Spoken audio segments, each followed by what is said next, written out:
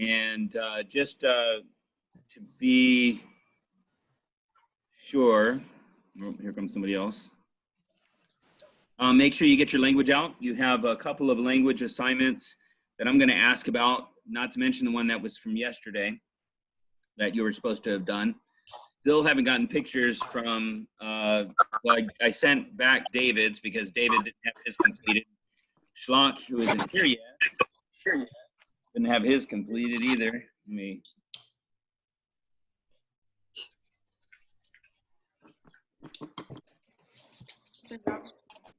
Hold on a second.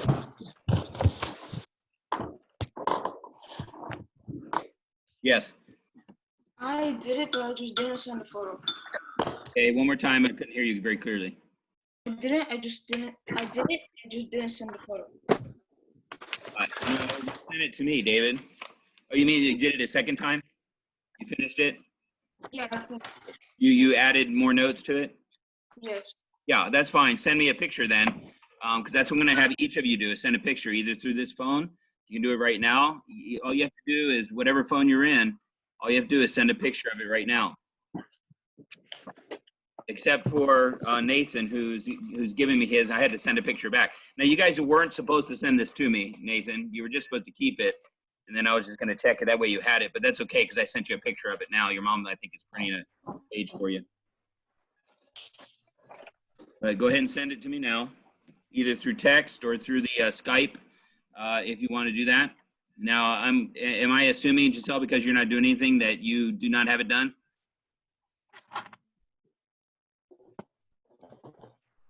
Giselle? I can't hear you. Your microphone's off. What? Did you hear what I said? Okay.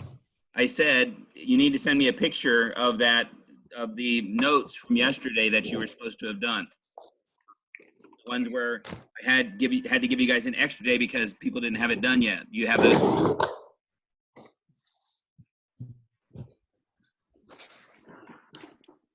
Del?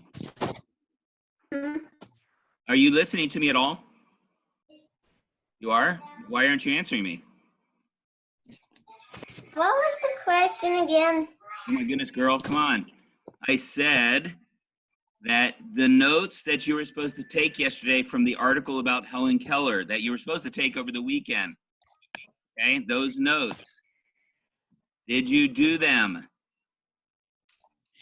Why not? That's what I gave you guys. That's why I told you yesterday you're supposed to get done.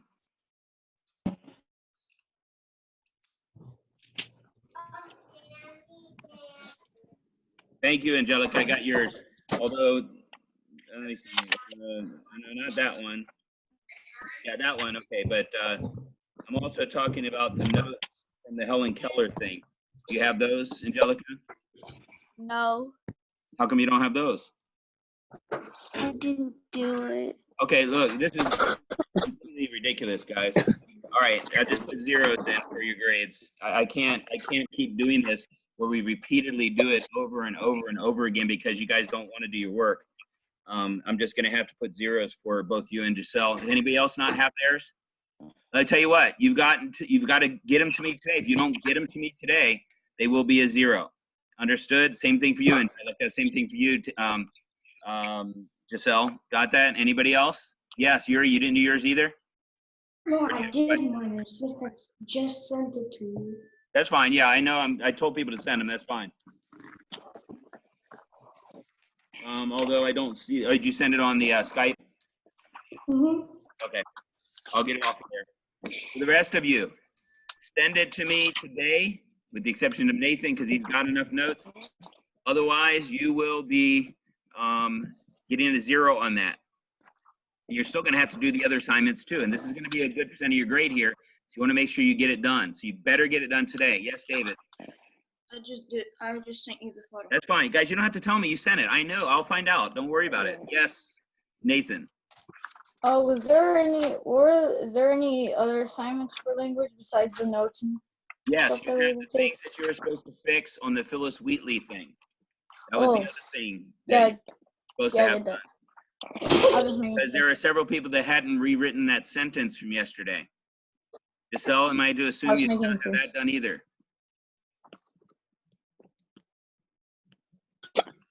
Giselle, please stop ignoring me. Do you have it done or not? Thank you. Anybody else not have it done? Okay, so then everybody can, I already saw Angelica's for that. So just hold it up to your camera so I can see the, especially the rewritten sentence part. Elijah, Elijah, I did it, except I don't have it right now. So can I send it right after class? right after class, but like immediately after, okay?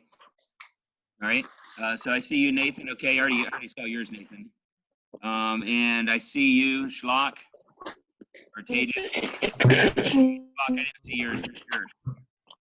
I didn't do mine. I raised my hand afterward. Oh, I didn't see you raise your hand. Ella, okay. Elizabeth, you have yours? I didn't.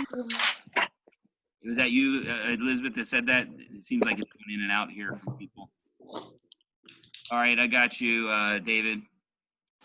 All right. Alina, did you already show me yours? For what? For the rewritten sentence for Phyllis Wheatley? For the notes that are in that one page number 20 or 210, 211, 212, something like that. All right, thank you. And then Elizabeth, you don't have it, you said? I do. You do. Can I see? Yeah, that's what I wanted to see. Okay. So hold it up closer so you can see it. All right, so Schlock, and why didn't you have it done?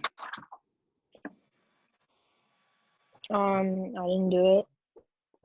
Okay.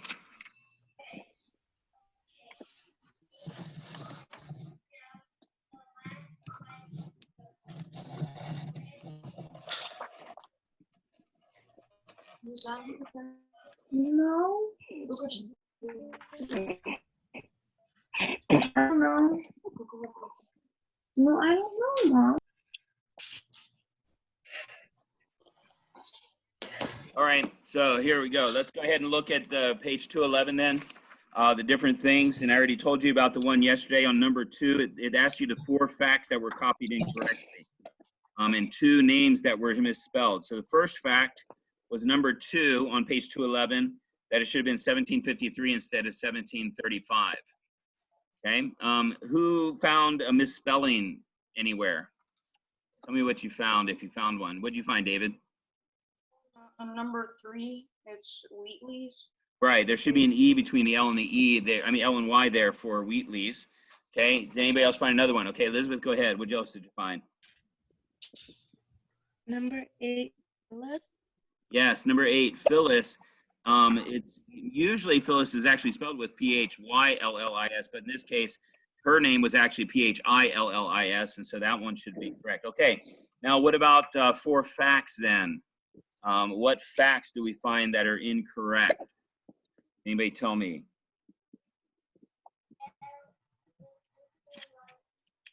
Okay, David, go ahead. Number 1, it says she was the first well-known Black poet from America. It's Africa. No, she was from America. She wasn't born in Africa. Go ahead, Alina. Where it says the age of 16, she was actually 13. That's correct. So on number 8, on the second line there, it says she began writing poetry at the age of 16, but she actually had begun at 13. Okay. Elijah, do you have one? Or did you not do this part either? Or did you not do this part? I mean, did you do this part? No. Okay, why not? Well, that's a good reason. Alina, go ahead. Give me another one. For number 8, where it says 1973, it's supposed to be 1773. That's right. Yeah, her poems were published in 1773, not 200 years later. Okay. Somebody else besides Alina, give me the third one. I see that some of you really haven't looked very hard. Some of you haven't done much of the work at all, except for that thing I told you. Right? Nathan, go ahead. Nathan, go ahead. Yeah. Instead of Boston, it's England. Not England. It should be a That's not city. that. Which city? Because you don't Oh, publish We in literally said 2 countries. days ago. At Publish in night. cities. We could play. Yeah, that's a totally different time.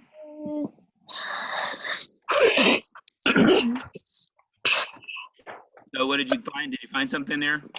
Who's got it? No, Go ahead, Elizabeth. What do you got there for that? London.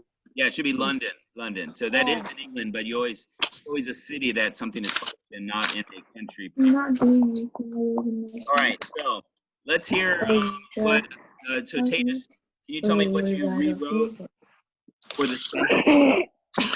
Hey, somebody is. Hey, Ella, that's you. Can you turn your volume off, please? I mean, your microphone. All right, thank you. Go ahead, Tatus, and read your sentence that you wrote to replace the underlined one.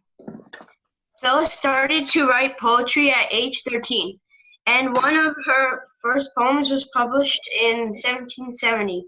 In 1773, her poems were published at England in a volume entitled Various Poems on Religious and Moral Subjects. Very good. Excellent job. That was well rewritten. It was not at all like the original, and it still gave the basic information. So good job on that. Anybody else want to try theirs? Nathan, go ahead. At the age of 16, Phyllis started her interest of poetry writing. The poem she first wrote got published in 1770. Her poems were published in 1773 in London, England, in a volume called Religious and Moral Poems. Good job again. Okay. You guys have got the idea. A couple of you do so far. Have a good idea as to what you're supposed to do. You take the information, you just put it into your own words. You're giving the story yourself. So you, that is the child of the one that, whatever it says at the bottom, I couldn't see on your shirt. But David, go ahead and read yours. Oh, the one true king. Got you. Okay. Nah.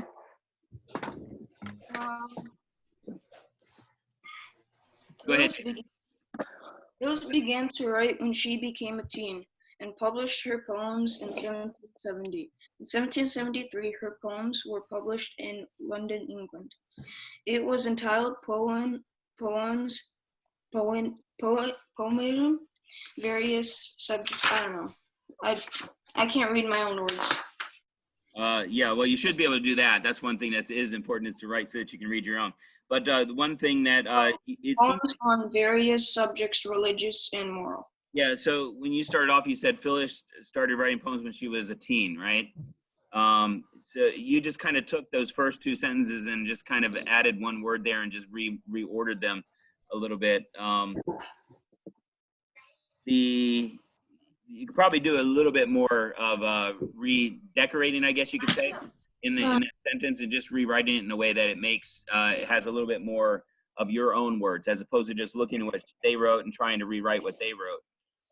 That's what you're doing when you guys take that and you try to rewrite what somebody else wrote to make it sound different. That's called editing. Now, we're not there to edit. We're there to kind of write our own thing. So, all right. So let's see. Angelica, do you have yours? I know you do. In fact, you want me to read yours for you? I've got it here somewhere. I just printed it out. No, you just sent it to me on the phone, didn't you? You want to do it, or you want me to do it? You do it. Okay. Let me find it again. All right. So hers says, Phyllis started writing poetry when she was 13, and her first poem she did was published in 1770. 1773, her other poems got published in England in a volume called, so you've done the same thing. You actually hardly changed anything at all. You've taken that information, just kind of changed a couple of words, which is not what you should be doing. You should be trying to change it into your own words, okay? It's a difficult task to do this, guys. I understand that, and that's why we're practicing it, because you really need to be able to do this. When you guys get into, for those of you that are in 5th grade now, next year when you're doing your reports, the beginning of the year, for those that stay here, or any school you go to, you're eventually going to have to do a lot of writing. If you plan on going to college, you're going to have to do a lot of writing, okay? In fact, that is the primary thing that you'll have to do. Not necessarily by hand, but you'll have to be able to put the words in order. Can you please stop playing, David? I'd hate for you to set your house on fire while it's being recorded. Ella, go ahead and did you have yours, Ella? I can't remember. I think you had said yes or no. Yeah, I did. Okay, go ahead and read yours. Phyllis started writing poetry at age 13, and his first poems were published in 1770. In 1773, his poems were also published in London. They were put in a volume called Various of Subjects on Religion and Morals. Okay, guess good, except there's only one problem. Phyllis is a she, not And a he. he died in 1770. Oh, but it's a she, not a he. Oh. You said his, so and she probably doesn't care now because All right, Alina, do you have yours? You said. Go ahead. Phyllis wrote her first poems at age 13, and they were published in 1770. In London, England, 1773, the poems she wrote were published in a volume entitled Poems on Various Subjects, Religious and Moral. Okay. Not too bad, not too bad. You guys are getting the hang of this. This isn't too bad. For those of you that have done this, and Elijah, you said you did this, but you just don't have it with you. But you didn't do the other part.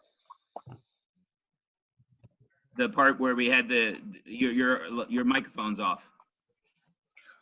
Oh, I guess I can unmute you. Hold on. Supposedly it says. Yeah, I can. Look at that. Go ahead. So I just how's it going? I practically finished, except I didn't finish it all. Yeah. Okay. You need to finish it all because it's not like you only had one day to do it. You had the whole weekend to do it, basically. Well, no. It was. Didn't I give it to you over the weekend? To do that, or was that Monday? I just gave it to you. I can remember now. Well, anyway. All right. Let's move on here. Let's go on to. I want you to move to page number 214.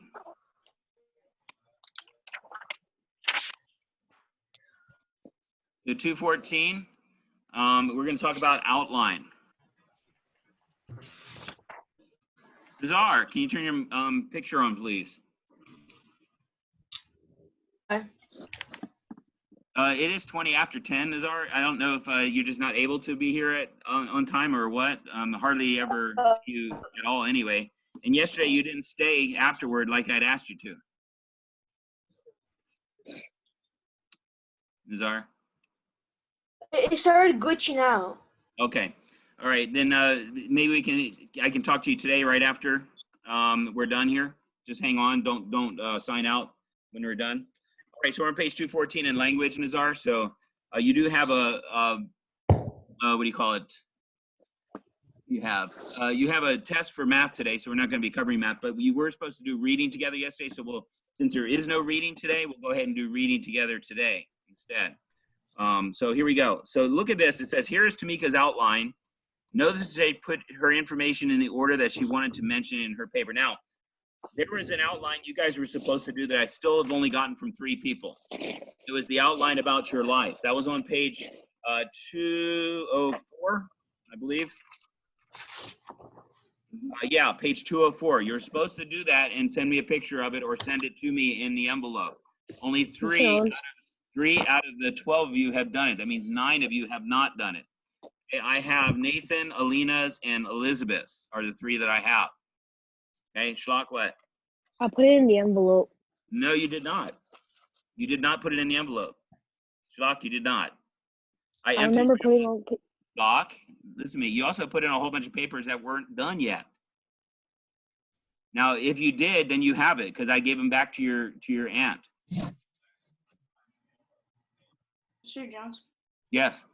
I sent it to you, I think, last week. On what? On the phone? Yeah. Okay. Let me look at it and print it off then. You already graded it. Oh, did I? What did I put on it? 12 out of 20. That means I probably have. I see a cat. What day did you send it to me, David? Does it say? It says on Thursday last week.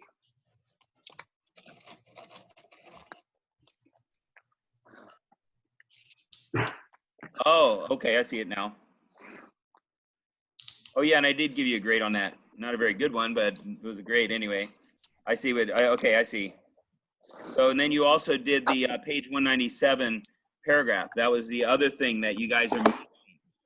Okay, page 197, go back there and really quickly.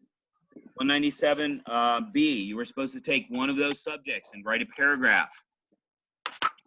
All right, I have Nathan's, I have David's, I have, I think, let's see, is there anybody else's I have?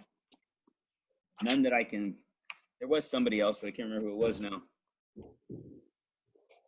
Who else sent me theirs of that? Not very many of you. There were 2 of you that I had seen, 3 of you with David, so. Oh, here's the other one. No, that's not. All right, so on that particular subject, okay? So what we need to do on that is make sure you get these things made up. These are all a part of that percent grade, 15% of the language grade for the 4th quarter. That sort of takes the place of the research paper that we were going to be doing that would have been 35% of your grades. This is only 15%, but you've got to get this done. You can't just leave it undone. And you guys, I don't know why it's so difficult to get you guys to do work, but it is. And it's kind of silly, really, because it's not like you have a whole bunch of stuff to do with so little time now, being at home all the time. Now, I know some of you are making up some of your lost sleep. You know, you instead of sleeping your 9 hours, you get 11 or 12 now. So you're making up for that lost time. But the rest, Ella's smiling because she knows it's true. She knows she's been sleeping in. But some of you are in danger, honestly, of failing this quarter in several subjects. Seriously, some of you are really in danger of that. So you really need, hardly anybody, I've got about half the people's math papers. Not even half, I think, for some of them, for the lessons. A few people gave me 2 out of the 4 lessons from last week. About 3 or 4 people gave me all 4 lessons from last week. Mama, мне чай нужен. Sorry to interrupt you. And the rest of you really need to make sure that you are keeping up with your work, and you're just not. And so. Ella, I need to check Mr. Haynes What's that? real quick.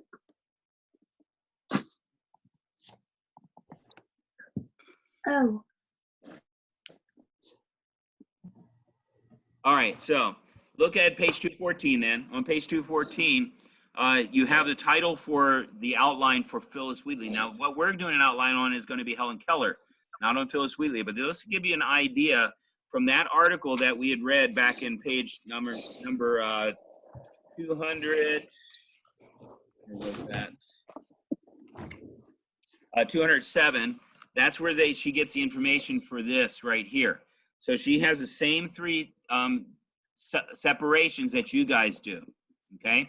The same 3 separations: early life, achievements, and later life. And so they've gotten the information. Now, somebody who wrote their outline about themselves, you've got to have number 2 if you're going to have a number 1 in there. I think it was Elizabeth on your outline that you wrote. You had that you've gone to, no, it wasn't you. Maybe it was Alina. I think you wrote something about, yeah, in your education, you've only gone to CBBS, but you, as I mentioned before, you can only have the information in there if you have 2 things, because you can't put a number 1 without a number 2. You can't put an A without a B, or a B and C and D and other things. You have to have at least 2 things. And so make sure that on your outlines, when you're doing this about not Phyllis Wheatley, but when you're doing it about Helen Keller, your outline needs to be clear as to what you're doing. So for those of you that haven't done your notes, and I still need pictures from the rest of you who have done your notes, I still need those pictures. If you haven't sent them to me, make sure you do that. All right. You have to do notes before you can do an outline. You can't do an outline without information. And you get that information by taking notes from things. You guys should be plenty well-versed in taking notes. We've done plenty of it during the school year. You know what the important information is. In this particular case, you know it's got to be about her early life, her achievements or her later life. Sometimes the later life may be, you may think of their achievements, but like if they get awards or there's a result for something, that would be something in their later life that you could put in there. Okay, so let's look at Phyllis Wheatley, and have your finger on 207 so we can go back and forth and look at some of the things that are there. All right, so it says, now I said, who was it that said Africa? Who said she was, yeah, she was born in Africa, but she lived most of her life in the United States, so at that time. But anyway, so her birth was in Africa, and it was approximately 1753. Now, if you look on the page, of course, back to page 207, you'll find right next to her name where the 1753 is, where the date was she was born. And then, trying to find out, all right, so it says there about on the fourth line down, it says was born in Africa, okay? And so you see where that information is. So you're trying to find similar information about Helen Keller, all right? But first you gotta take the notes on that. And so using this particular outline, not for Phyllis Wheatley, but using that information is how you can find information you need from the article about Helen Keller, okay? So that's what you wanna be searching for. And by the way, for those of you, before we go on here, I mentioned things that people are missing, but I have a feeling none of you wrote it down that needed to. So right now in your language book, I need you to write in those pages that are missing. 197B was one of them, and page 204 is the other one. If you're missing things, those two things, 197B and page 204. All of these things will count as part of that 15% of your language grade, and there will not be any grades dropped from that section. So you need to make sure you get them done. All right?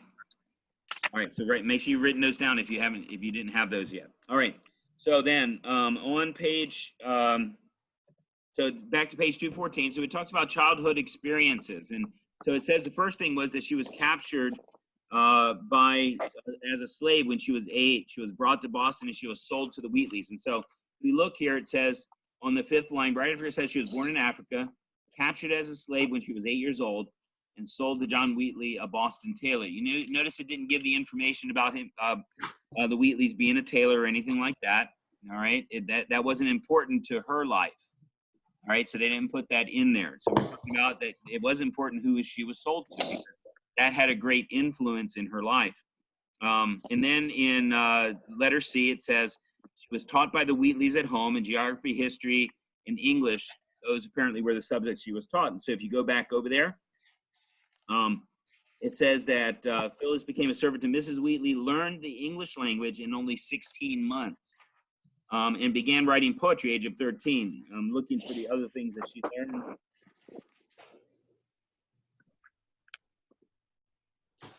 Can anybody find anything about what she learned as far as, oh, there it goes. It says on the second paragraph there, because she was unusually intelligent, the Wheatleys encouraged her and gave her an education. She studied ancient history, geography, Latin, and English poetry. Now, you notice they didn't put one thing in there, and that was the Latin.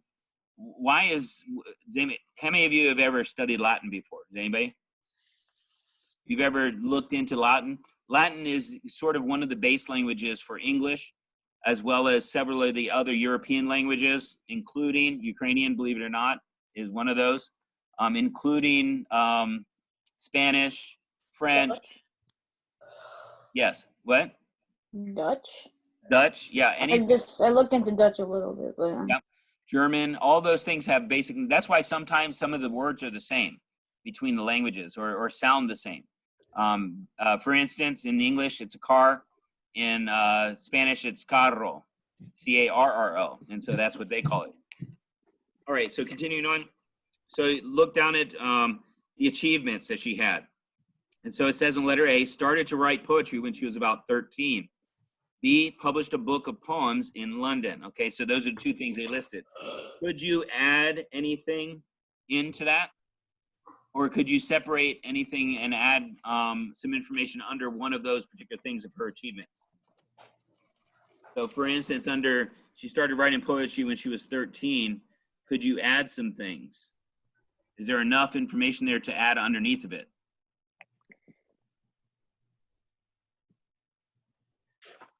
No? What could you put under that thing about poems? Yuri, how about you? What information could you put under about poems? About writing poetry?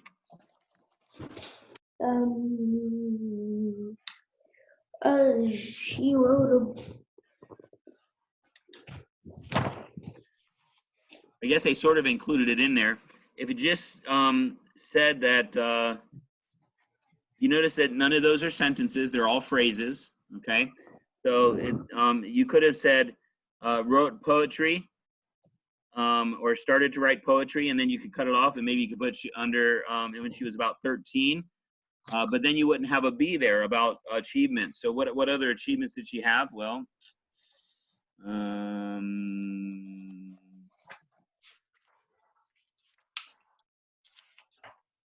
I'm just looking at other achievements. Some people might say that she had 3 children. That might be an achievement. I'm not sure that that's something people accomplish. It's just usually something happens when people get married. Not much else. So the reason they separated like that is because you don't have. Do you have one, Yuri? Go ahead.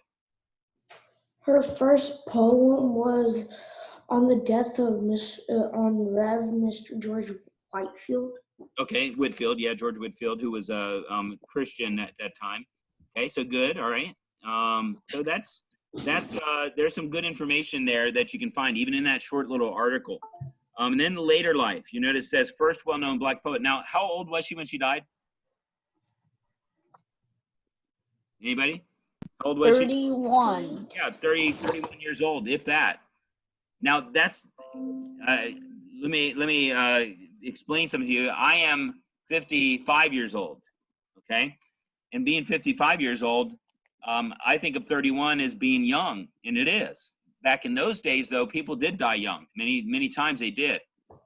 The average age of American person was older than the world average, but usually in the 40s was the average death at the time. 40s and 50s was the average. Now we're in the 70s here in the U.S. Other countries, it is down that low. In some countries in Africa, it's still in the 40s, just because life is so hard there, and they don't have the medical abilities that we do here in the United States. So, but anyway, so they said later life is talking about what happened in the later part of her life, and she only lived 31 years. So you have to talk about the things that happened kind of after she had published her poems. So they talked about first well-known Black poet from America. She died in 1784. That's always something that happens in your later life, right? It's always at the end of your life because that is the end. And then lessons we can learn. And it says, be content, use our talents for God. You notice that in her influences up on part 1. She learned about God in America. If she had never been captured and she had died in Africa, where would she be today? Go ahead, Yuri. Go ahead, Yuri. Oh, you're pointing down? Okay. Yeah, she would be in hell today if that was the case, because she would not probably would not have had the opportunity to hear the gospel and to be saved. And I'm not suggesting that's a good reason for slavery, by the way. I think it's better for us to go to other people's countries, not take them as slaves, but to go and tell them about the gospel as opposed to take them as slaves. But in certain cultures, at certain times of history, slavery has been a part of many histories of many different countries. During the Bible times, slaves were everywhere. And Paul even said that we should be slaves to him, okay, and slaves to Jesus Christ. And so, not to Paul, but to Jesus Christ, he said we should be slaves to him. That bond servant he's talking about, it was like we are bound to him because he's purchased us with the blood of Christ. And so that's the idea that you can think about that with Phyllis Wheatley. And it says a strong faith in God. She had a strong faith in God, and it explains that in verse right at the bottom on that left column. Phyllis Wheatley had a strong faith in God. Some of her poems express her happiness at being brought from Africa to a Christian society. He describes that she was happy to be able to be brought from a place where she would never would have heard about God to be brought here. That's probably not the perspective most people today would think about. And of course, slavery is not necessarily a good, godly institution. But remember, God uses even bad things in our lives for good, including COVID-19. I'm sure there are many good things about it that are going to come out of this in the end. There may be several people that are saved because of the situation, what's happening. And then again, this could also be I'm sure it's another step in the direction toward Jesus' second coming. And so we're looking forward to that, but we're not there yet. Here comes Nazar back.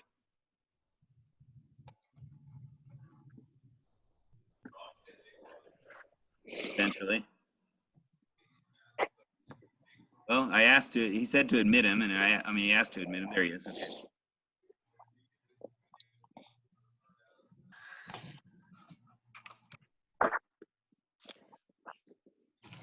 All right.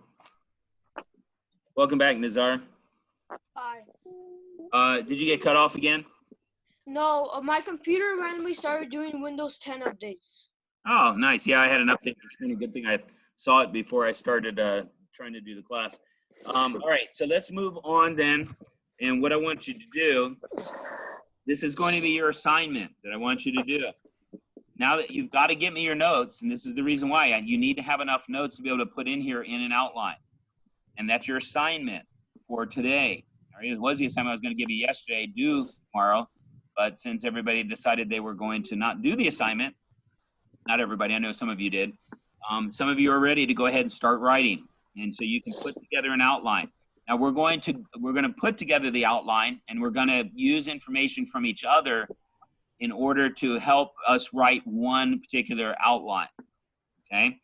Now, I may be able to use your outline. You may be able to use your particular outline, but we're going to help each other when we're doing this tomorrow. Yes, Nathan, you got to turn your mic on. So if we did the notes, is the outline due tomorrow? Yep, it's still due for everybody tomorrow. Oh. So go ahead and take your notes. Your notes are good, although you look like you might, no, I think you're probably good. As far as what you have there should be a good enough information. And just give me an outline. And if you feel like you need to add something, that's fine. Or if you need to, just make sure that if you have a number 1, you have a number 2, that type of thing, okay? And so that is going to be your assignment for do that outline. That's why several of you need to send me your notes today so I can see if you have enough notes, if your notes are good for what they fit. Okay, Alina, yes. So who are we doing it on again? Hold on a second. Go ahead, Alina. Are we doing it on Helen? Are you doing it on what? On Helen Keller? I can't understand what you're saying. On who are we doing the thing? Where are you doing it? Oh, you're going to be doing it? On who? On who? Who have we been taking? Who? Who have we been taking notes on? Helen. That's what we're doing it on, not on Phyllis Wheatley.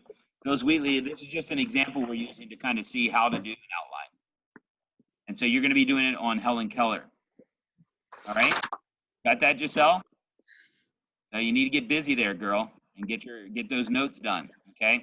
So that you can, and then send me a picture. Don't take notes and then start writing your outline because you didn't feel like sending me a picture. You just wanted to get it done. Send me a picture. I will get you information right away, especially if you do it during the day. Do that right after we're done here today, please. Hey, Yuri and David. Yes. You guys realize this is being recorded, right? So all you have to do is show your moms what you're doing during class. You might use that knife for something else, Yuri. All right. So we'll stop with that for right now. That's what we're going to be doing. Now go ahead and get your reading out. Go get it. Go ahead. Mr. Jones, Who is that? what if I did the reading yesterday? How could you know what the reading is? It's not even listed in there. It showed the lesson and I did it. Well, that's true. So do you do the reading? Yeah, I did the reading. Yeah, you're going to be stuck here anyway. Sorry. All right, so we're going to be on page 455 in your book.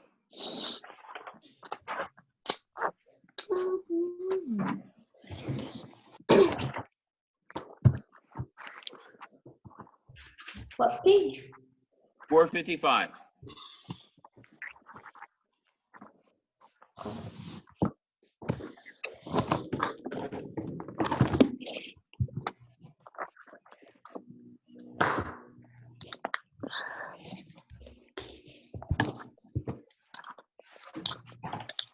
Mr. Jones, Yes, ma'am. what page are we on again? 455. Ella, are you still there? And Angelica, are you still there? Okay. Mr. Jones? I'm gonna have everybody Yeah, I'm read. still here. Okay, I'm just gonna have everybody read a little bit. I just Wait, want I'm still. you guys are ready. What's that? Wait, I'm still going to the page. Oh, no, that's fine. I know you're not ready yet for that. I'm just saying. I just wanted to give you guys a heads up. So that Okay. you, Ready. Mr. Jones? yes, sir. My computer won't let me use the camera. My dad tried doing it, but it's not letting me use the camera. Don't worry about it, Nazar. If as long as your microphone's on and you'll be able to answer me right away, that's fine. All right, so get ready, everybody.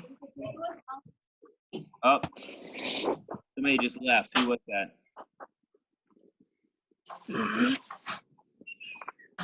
Who's gone now? Who left? Elijah. Oh, that was Elijah, yeah. Okay. All right, so let's go ahead and get started then. We'll start on the first page, 455. We'll start with the bottom row here that I have. Nazar, we'll let you go first. So you have to unmute yourself first.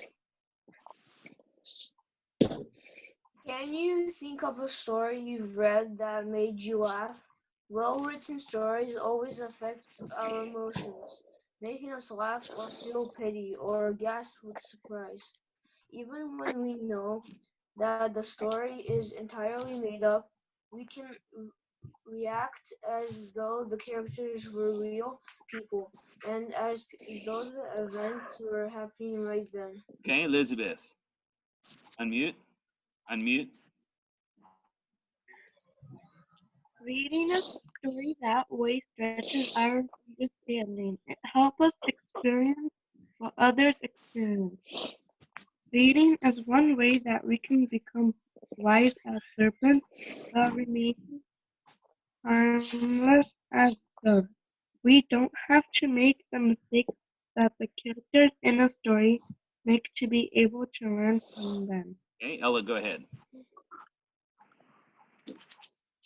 I can't find it. I think I'm looking on the wrong thing. We're on 455. Mhm. Are you on 455? Oh, yeah. I was on the wrong page. Okay. I was looking for the spot. We're on the bottom right of And 455. where God wants us. Yes, that's right. God wants us to be sensitive to the joys and sufferings of others, and sometimes fiction can help a reader understand other people and truth better than no nonfiction can. Christ the Lord taught his listeners about themselves, their neighbors, and himself were parables, some of which were recorded in the Bible for all time. Okay, Angelica, why don't you go ahead and continue on?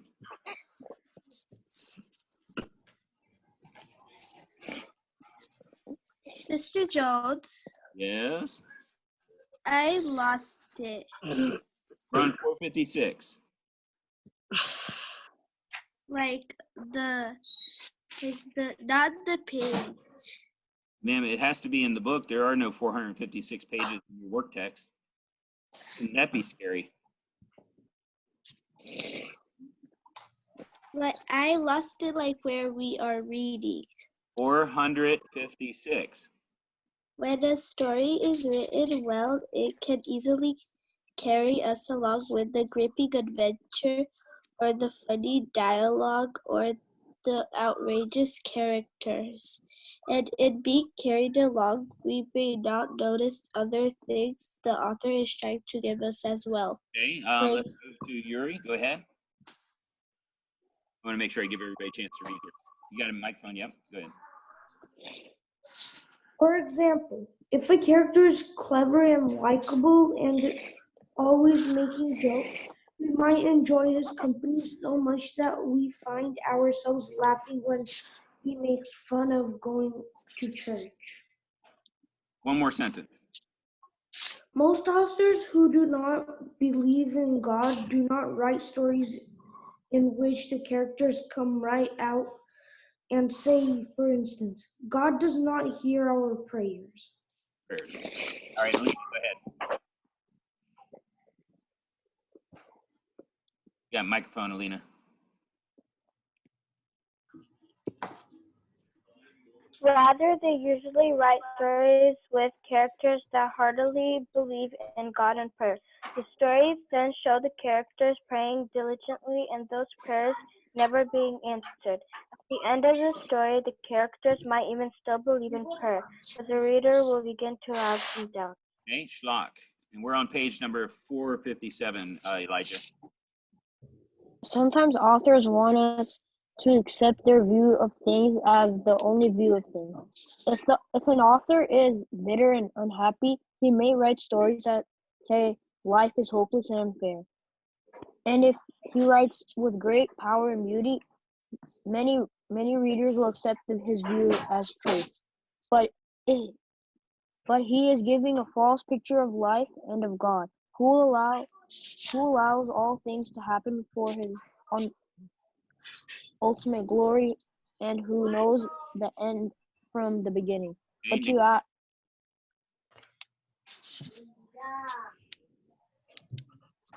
where we are, Nathan? You don't? We're in 457? Oh, I didn't hear you. Yeah, go ahead. But I knew where we are. But you asked, don't sad things happen and can't authors write about them? Of course. The difference is in the meaning that the story represents. May the plum tree always blossom, for example, shows the pain of war. But the characters and the readers realize in the end that a holy and loving God is in command of everything that happens, rather than pretending that war never happens or that good people never suffer. The author uses grim events to encourage faith in God. Okay. Now, I don't think anybody here has been in a war before. I don't think. Has anybody ever lived in a place like that before? I know that there is a student I've had in the past who was had a dad who died in the war. It was Sandra. I don't know if you guys remember Sandra, Alexandra in 7th grade. Her dad was killed in the war in eastern Ukraine. So, and I would imagine that she understands it probably better than most of us, although she doesn't really remember much because it was when she was younger. So, all right, David, go ahead. David, did you already read, David? No, I just don't have my book. It's over there. Oh, why don't you have your book? Oh, because you already read it? Okay. Tejas? Looking for help. Sometimes when you are reading a story, you may come upon ideas that seem wrong, or actions that are too violent or ugly, or a character that is hopeless. What can you do? You can just stop reading, but it's a better idea to take the book to someone you trust and talk about it. Okay. Giselle? Your parents, your teachers, your Sunday school teacher, or some other Christian adult can look at the story with you and help you understand how the author is making something look. Does the bad guy seem likable and trustworthy? Do characters get away with being wrong? Then the story is not good. Or do wrong actions look bad? Are good characters respected in the story? Would God approve of the style and meaning?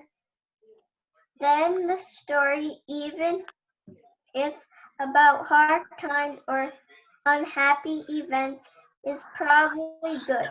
Getting Elijah, you're the last one. Microphone if you can. I don't know where we are. We're on the bottom of 458 on the right side. That's getting some help. Getting some help, you on thinking such ideas through will help make you a strong reader. You will be growing into an adult who can judge what you read. You will be someone who can't be tricked into accepting wrong information. You will be someone who can decide for himself that a story is good or bad based on how it looks, good and evil looks. And then you can laugh, no, laugh, Yep, laugh was right. laugh and feel pity and gasp with surprise for all the right reasons. Okay, so basically that summation paragraph there at the end that summed up everything is kind of giving us the idea and understanding that what we're reading, we have to be careful. Look, reading, some of you enjoy reading. I don't know how many of you enjoy reading, but there are certain things, believe me, there's plenty, because we have plenty of sinners in the world, there are plenty of things that are written out there that are sinful in the way that they're written. And that's just something you have to deal with. And of course, it's the same thing as television. All of you probably are pretty much very well controlled in what television you might watch, right? Question is this: how controlled are you in the YouTube videos you watch? Your parents probably don't even think about it, but basically YouTube is just like television.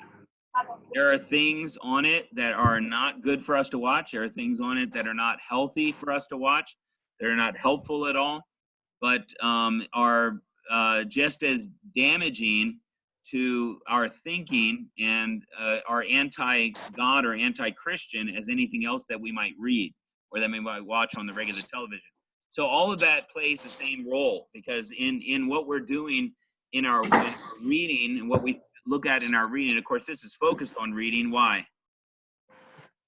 Because this is a reading book. But anything that we do, whether we watch it, whether we listen to it, anything we do can be a part of it. Hey, David, I do want you to be a part of the class still, even though you did it yesterday. Thank you. Okay, sorry to interrupt your, whatever you're doing, but yes, sir, what? Something fell in the cabinet. I need to clean it up. Oh, okay, go ahead. Yeah, that's fine. Just go ahead and keep listening in. All right, go ahead and get your reading books out, everybody.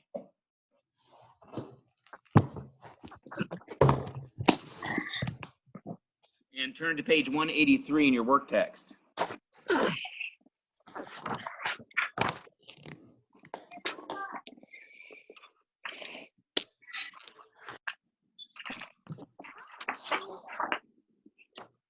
All right, so here we're going to talk about, well, how many of you know what a chameleon is? Okay, what's a chameleon, Giselle? I'm a lizard. Okay, what is special about a chameleon lizard? It changes colors. Yeah, it blends in with its background. Whatever the background is, it sort of blends in with it. And so, and so it says skimming is reading quickly to get the general idea. One way to do this is to read carefully the first and last sentences of each paragraph.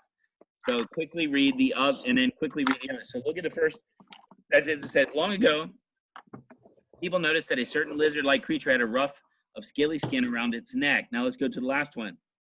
The name lion can still be heard in the name of the creature, the chameleon, lion, okay? And so the idea there being what? What do you think? Go ahead. Anybody? Go ahead, Nathan. Did you have something or no? If you didn't, that's fine. I thought you raised your hand there for a second, but you didn't. Oh, okay. Anybody have an idea? So you see, so that first one and the second one gives you an idea about what about that rough part around the neck of this lizard. What is it? What does it give you an idea of just by reading that first and second, or first and last sentences? Go ahead, Yuri. Like the stuff by the lion, like a bunch of hair by the lion's neck. Yeah. What about it?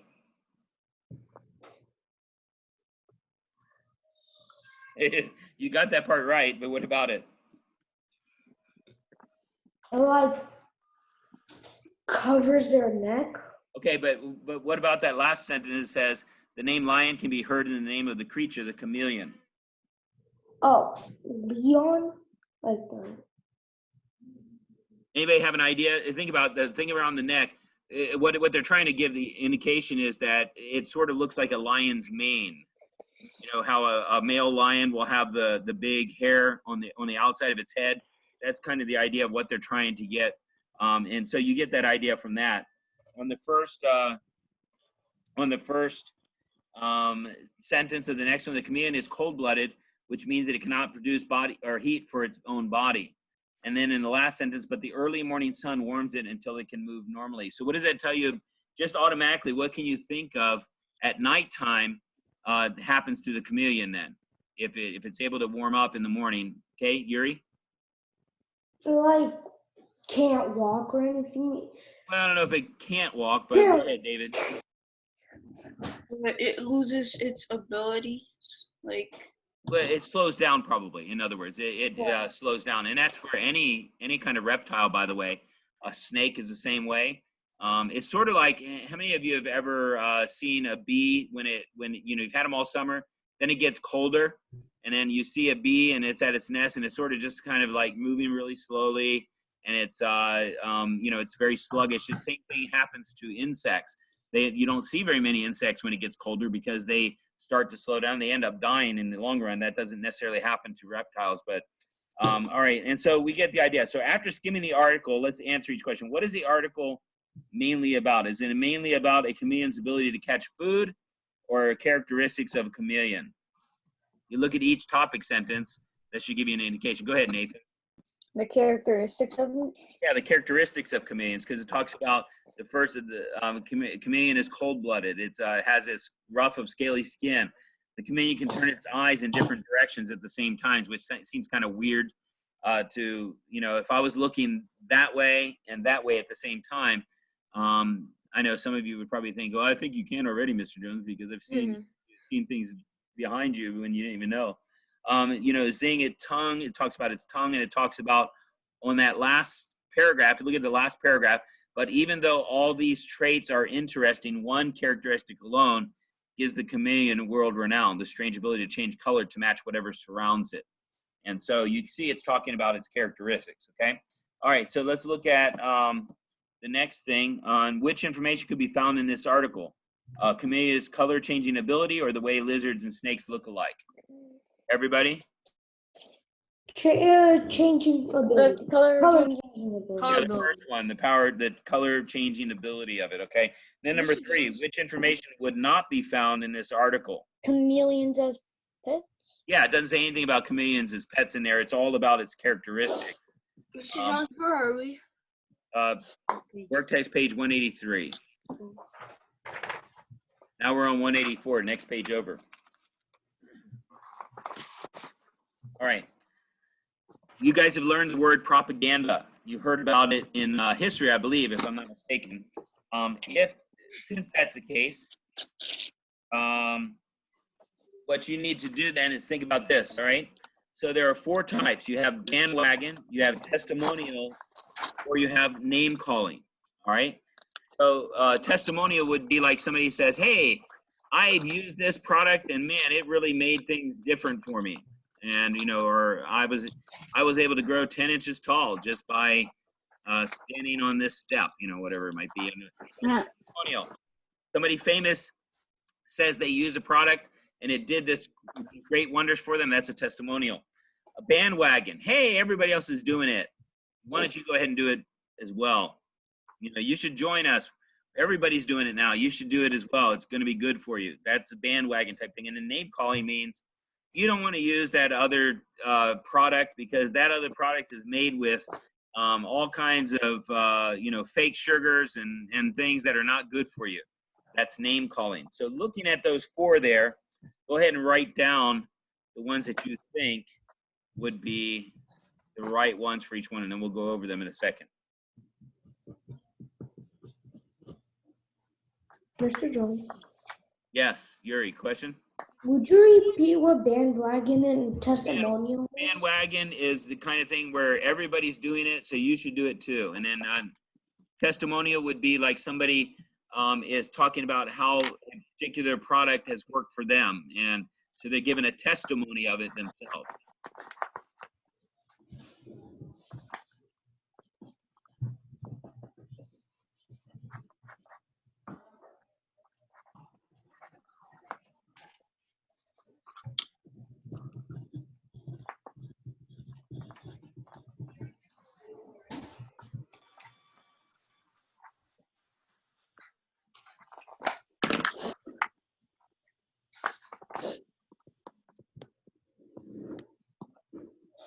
So Ella, so you know that Mrs. Jones had to bring Yeah. something for Mrs. Jones had to bring something for Michael, so now I know where you live. Oh, I think I did see your car. Oh, did you? Yeah. Who was that Yeah. lady that was out there when we came? I don't know. It looks like your mom a little bit. She looks like your mom. Isn't? No, she was inside. It was probably someone walking. No, it was something not I at don't the know. bottom. I'm talking about 2 weeks ago when we first came. It was a Oh, lady that was sitting outside of your driveway, right at the top, because we drove all the way to the top of the driveway. I don't know. Do you have an aunt that's your mom's sister? Or did your mom's mom ever come visit you? She lives in California. Live for my mom's sister. Okay, so that's probably who, because it looked a lot like your mom, so, but I knew it wasn't your mom. All right, here we go then. What do we have for number 1? Go ahead, Giselle. Name calling. Yeah, it's name calling. He's calling them cheap imitations. You don't want to settle for cheap imitations. You want the real glove that will catch the real ball, not the one where you throw the ball through and it goes through the glove itself. Okay. How about number 2? Nathan, go ahead. Bandwagon. Yeah, bandwagon. Hey, millions of kids are enjoying Race in the Air, so you need to do it too because it's so much fun. Millions of kids are playing Fortnite, so you should play it too, right? Millions of kids are picking their nose, so you should do it too, right? I don't think people advertise that usually. All right, how about number 3? Let's go with David, since you had done it yesterday. Go and see what you got. Testimonial. A testimonial. Who's giving a testimony on number 3? Would anybody say something different? Go ahead, Alina. Bandwagon. Yeah, see, it says meet your neighbors. All your neighbors are going to be there. So you've got to be there too. And so that's the idea. It should be a bandwagon. All right. And then Schlock, how about the last one? Testimonial. It is testimonial. They're talking about all the things that you would do. That if you got there, you get to do this, and talking about a camp, and you get to special time with the Lord. So that one would be a testimonial. Okay, so that is your assignment. There is no other assignment today for reading. So turn that in. Freebie for you. All right. Now, Azar, you can stay. Everybody else can go. And we'll see you guys. You have a question, Giselle? Go ahead. Sorry. Are we gonna do math? Ma'am, as I said at the beginning of the video, which apparently you weren't listening then either, there was a test today, remember? Oh, okay.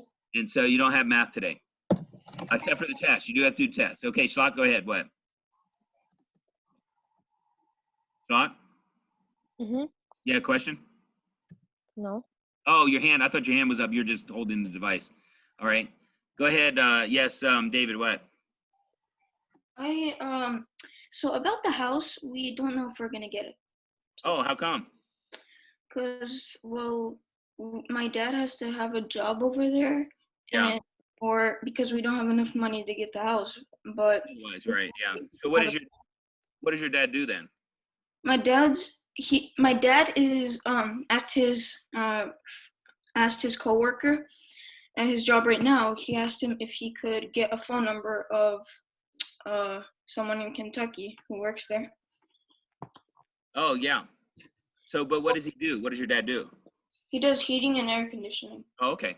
I would imagine that he should be able to find a pretty easy for him to find a job there. But yeah, he needs to have something before he buys the house, actually, because they want to know that you have an income for sure. Yeah. This one is going to be, technically it's going to be our second house since we still have this one right now. Oh, So Gotcha. But you're just renting that one, aren't you? Yeah, but we still have it for another month. Gotcha. I understand that. Yeah. All right. Well, we'll pray about that then. Hopefully that works out for you. Shalak, did you have a question or anything? No. Okay. Mr. Jones, Yes, Tejas. did you get an update on Zoom? Because I did. I also got one this Yeah, morning. go ahead and update because it's got to be updated by the end of this month, I think. And I did on mine too, yeah. Mr. Jones, when I press the leave button, now it says cancel or leave meeting. Yeah, cancel. Did I? Yes, I did because I'm getting ready to remove people so I can talk to Nazar. Okay, bye. Oh, wait a minute. Yeah, there he is. Okay, he's there. All right, see you guys later. Ella, do you have a question? Nazar, you're still there. Okay, good. I can get on my. It finished doing a Windows 10 update, so I can have a camera. Okay, if you want to, it's up to you. Okay, I'll go get on the other computer. All right, that's fine. So you're going to reconnect to me? Ella, are you still there? All right.